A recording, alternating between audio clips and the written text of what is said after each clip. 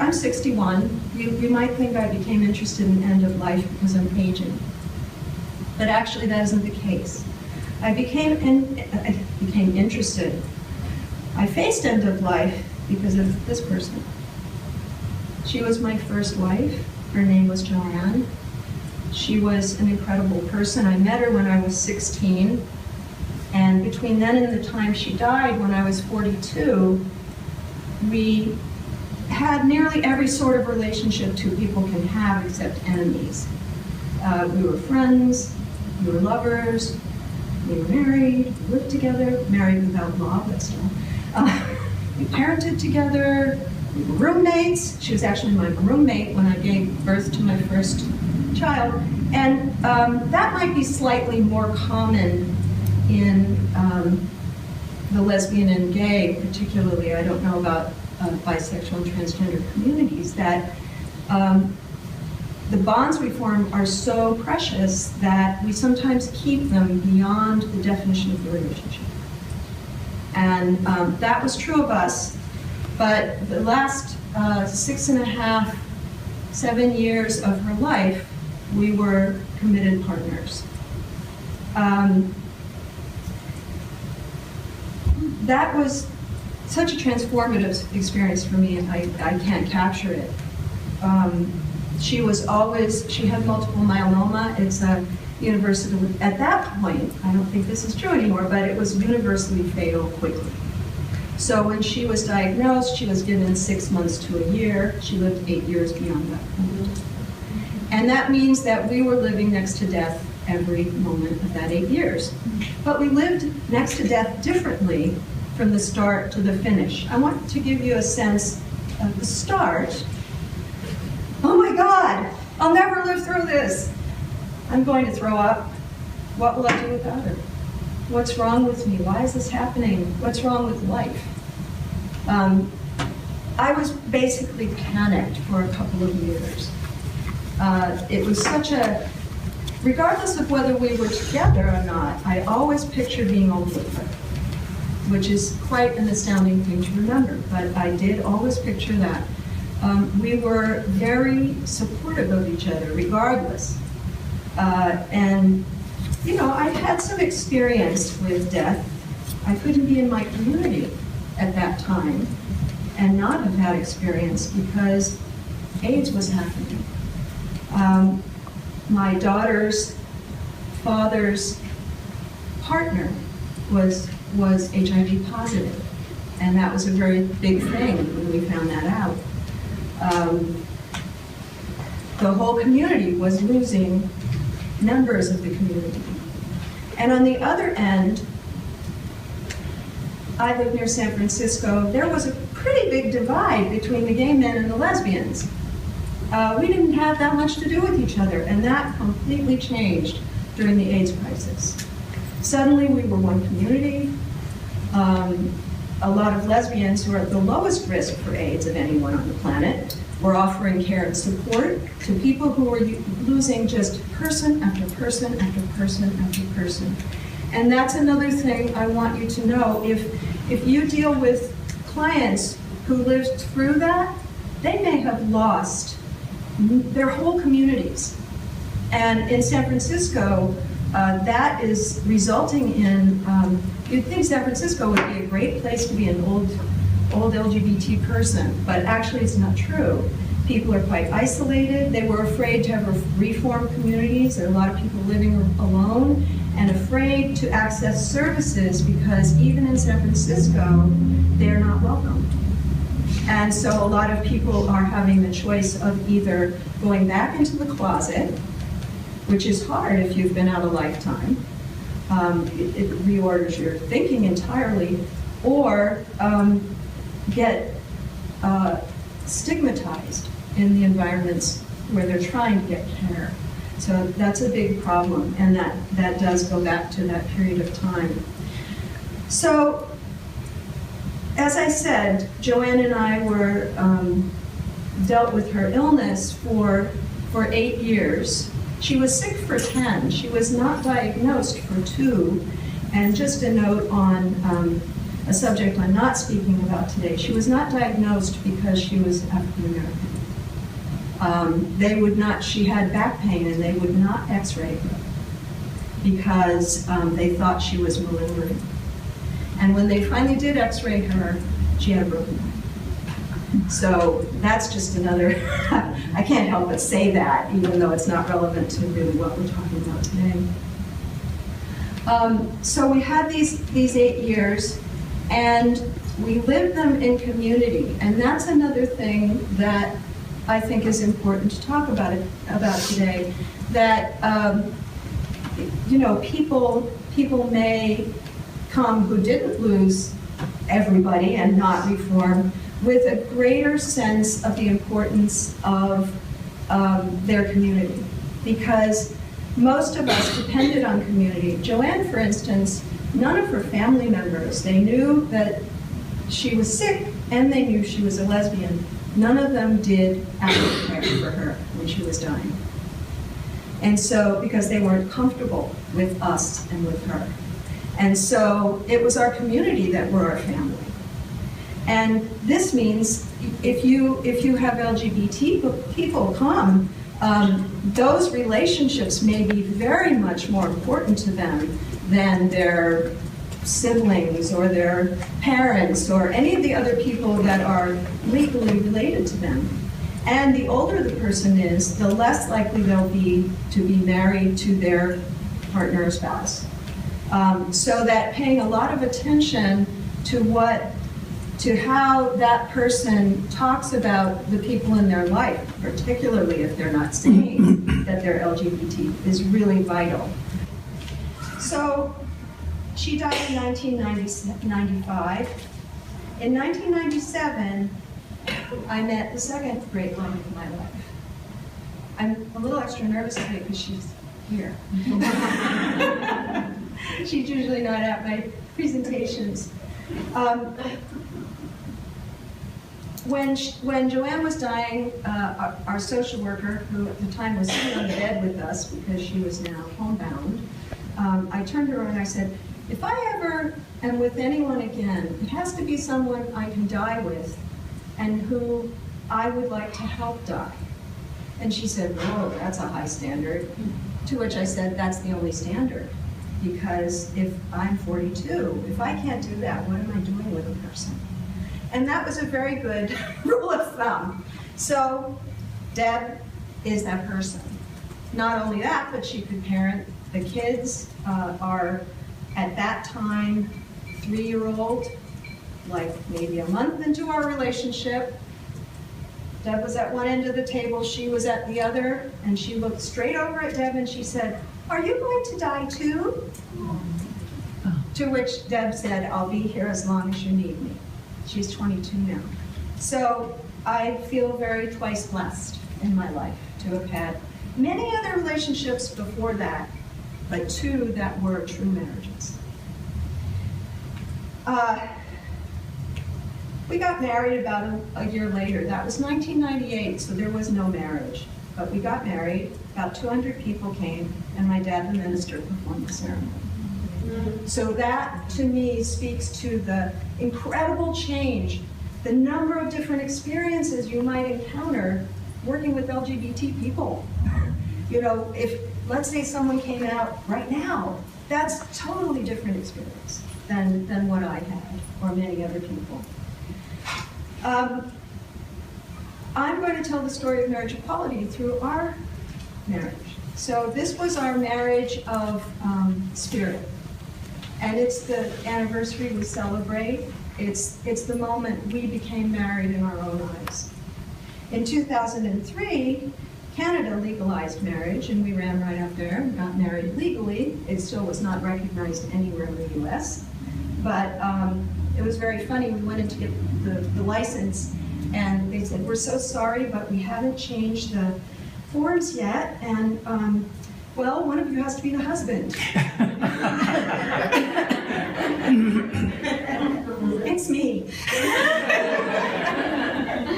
Then we renewed our vows in 2008 when marriage was very briefly legal in our state. before it was criminalized practically by Proposition 8. I really honestly cried bitter tears at that moment. It's so hard. You get used to not having a right, but then when you have it and it goes away, it's pretty terrible. But let's get fast forward. The Supreme Court took care of it, and we renewed our vows on the steps of the courthouse in Oakland, California. What I thought was really funny, a lot of people were getting married for the first time, but they gave people the option to renew, which was wonderful. We did that. And there was one heterosexual couple there, and nobody discriminated. They got married too. It was pretty tempting. There were judges, there were politicians, the mayor of Oakland, you know, you got married by someone special, a lot of people giving away free photographs. They had a very nice wedding. So that was pretty cool. So that's my story up to the present moment. And now I'm facing aging. I have hearing aids to prove it. And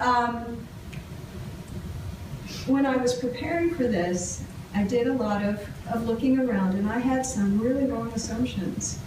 There's just been a report come out about San Francisco, about aging for LGBT people in San Francisco, and it is a dire and horrible situation. 30% of the people on the street in San Francisco are gay. 15% of the population are gay. People are reporting horrible experiences going into care facilities. Horrible. Just, you know, people coming into the room to offer personal care, wiping of butts, and trying to proselytize. This is in San Francisco. So just imagine what it's like in other parts of the country. I personally can't imagine that. So here are the things I want you to know that people may have experienced before they get to you. Nearly all of us have experienced verbal or physical assaults as a result of their sexual orientation or gender identity. Definitely true of me. Gay and bisexual men are at higher risk for HIV/AIDS, so more of your clients will have it, or nearly anyone who's older than me will have lost people. That's the next item. There's a greater risk for alcohol, drug, and tobacco addiction as a result of internalized oppression. A majority of us are afraid, and this has been studied by, I have a slide on it later, Karen Fredrickson. You can go to the website Caring and Aging with Pride Over Time, and they just came out with a national research study, and it's longitudinal, that they've presented to the White House on LGBT aging issues. So we're afraid to get services because if our sexual orientation or gender identity is known because of stigmatization. Higher than average chance of being homeless. Frequently experience attempts to change us, sometimes by the healthcare workers we're dependent on. Lesbians and bisexual women, this doesn't get talked about as much, are at an increased risk for breast cancer and obesity. I added that as a result of membership. They're still sorting out why, but that's certainly a factor. At risk of being separated from key family of choice members if we need assisted care because they have no legal status. There have been times when partners have been put in separate rooms, for instance. And some healthcare workers will refuse to treat us if we're LGBT. So that's a pretty, I wasn't afraid before because I've been out my whole life. I'm good at being out, obviously. And I was just kind of like, oh, I'll just say I'm gay. You know, it's not that big a deal, but it's a really big deal. And I'm sending my paper to my kids because I don't think they know whatsoever that it's a big deal. They're just like, oh, that's over. It's fine now. So I want to end with some things you can do to make your environments LGBT welcoming. Designate an LGBT liaison in your organization who is LGBT or receives some advanced training on how to serve this community. Make sure your literature reflects that you're an open and inclusive environment, because if you've thought to do that in advance, it's going to be much more likely that people are going to actually tell you that they're LGBT.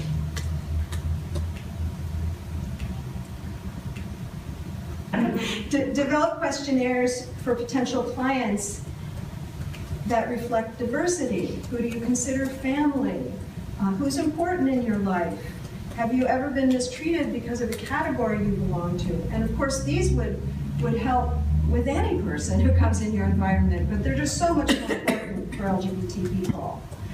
Sponsor a gay-straight alliance and offer programs specifically geared to LGBT members. History of LGBT rights or ways to address biblical concerns about being LGBT, and hopefully others that aren't LGBT would come to that presentation, because I think it's also about educating members of the community you serve so that when people are sitting down to have lunch together, that person is not going to be sitting with someone who has no idea how to relate to them. Offer periodic in-service trainings for staff. And I say periodic because in most care environments, staff changes a lot. So a lot of turnover usually. Periodically refreshing what people understand about serving LGBT members is critical. And when you're interviewing people, check out how they react to, if you say, our environment is accepting and affirming of LGBT members who might come here. How does that person react? And consider that in your hiring. Highlight information about your inclusive policies in your advertising material. And that's not hard to do.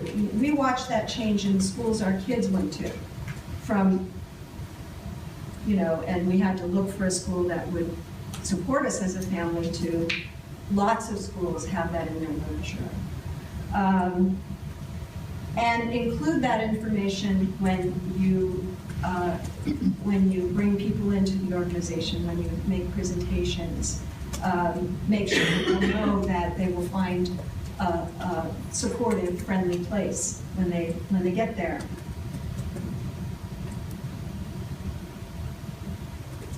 Be clear that you specifically talked about transgender people very much, but it's a critically important issue. They're the worst off of the whole community. It's very hard for them to have acceptance, and they have much less ability to get proper health care and proper services. So you can help that a little bit by accepting the gender assignment that a person gives themselves and supporting that in practical ways. Calling them their chosen name, whether it's legal or not. Including them in the activities that are for their gender identification, and allowing them to use the bathroom that fits for them. Aggressively train your staff in meeting the needs of clients regardless of difference. I heard Karen Fredrickson speak recently, and she said, we're going to help everybody again, because what it takes to meet the needs of an LGBT person is not, it's specifically different, but it is not generally different. All people, in order to do what they need to do at end of life, review their lives, get a good death, and feel supported in that process, it's the same things. It just takes a little more information to do it well for us. So here's my takeaway for the entire talk, and then I'll take questions for a few minutes. Don't wait until an LGBT person shows up at your door to change. Put it in place before anyone ever talks about being LGBT in your organization. Just a few little simple things, whatever you can do to make your environment welcoming will make such a huge, huge difference to me when I show up on your doorstep.